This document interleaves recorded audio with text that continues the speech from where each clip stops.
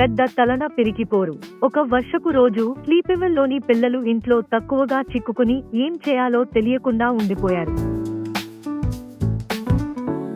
Bobby, lily మరియు మియా చాలా బోరైపోతున్నారు. మనం ఎవరైనా సరదాగా చేసేదిగా చేయగలిగితే, బాబీ అందలించి కిటికీ గుడ్డిని చూస్తూ అన్నాడు. అప్పటికే బాబీ యొక్క నాన్న పెద్ద బ్యాగు చేతిలో పట్టుకుని లోపలికి వచ్చారు. నేను మీకు సహాయపడగలిగే ఒకటి తీసుకొచ్చాను, ఆయన ఒక నవ్వుతో అన్నాడు.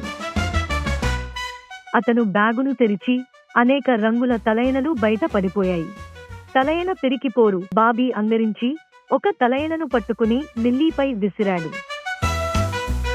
లిల్లీ దించుకుని ఒకటి తిరిగి విసిరింది. చాలా కాలం కాని 3 పిల్లలు నవ్వుతూ తలైనలను ఎక్కడికి పోతున్నాయో చూడకుండా విసిరారు. కాని ఈ తలైనలలో ఒక వింత ఉంది. అవి కేవలం మృదువుగా ఉండడం కాకుండా ఆ గైడీగా తేలిపోయేవి. బాబీ ఒకటి నేలపై పడేసి అది అంతగా బౌన్స్ అయింది, అది సీలింగ్ ను తాక ఆల్మోస్ట్ వచ్చేసింది. పిల్లలు నమ్మలేకపోయారు. వారు తలైనలపై కదిలారు, వాటిని చుట్టూ విసిరారు మరియు చరిత్రలోనే అత్యంత గొప్ప తలైన పిరికిపోరును జరిపారు. తలైనలు గదిలో పర్వతాలుగానే ప్రయాణించాయి, ఫర్నిచర్ పైకి దూసుకుపోయాయి మరియు గోడలకు తాకిపోయాయి. బాబీ ఒక తలైనను సర్ఫ్ బోర్డు వంటి రైడ్ చేయడానికి ప్రయత్నించి లివింగ్ రూమ్ లో సర్ఫింగ్ చేయడాన్ని ప్రారంభించాడు.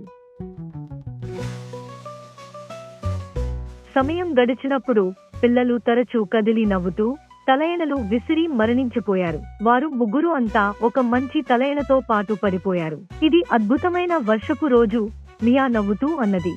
అంతటా వారు ఎప్పుడూ వర్షపు రోజులను ఎదురు చూసేవారు, ఎందుకంటే వారు ఎప్పుడూ పెద్ద తలైన పిరికిపోరు చేస్తున్నారని తెలిసి ఉండేవారు.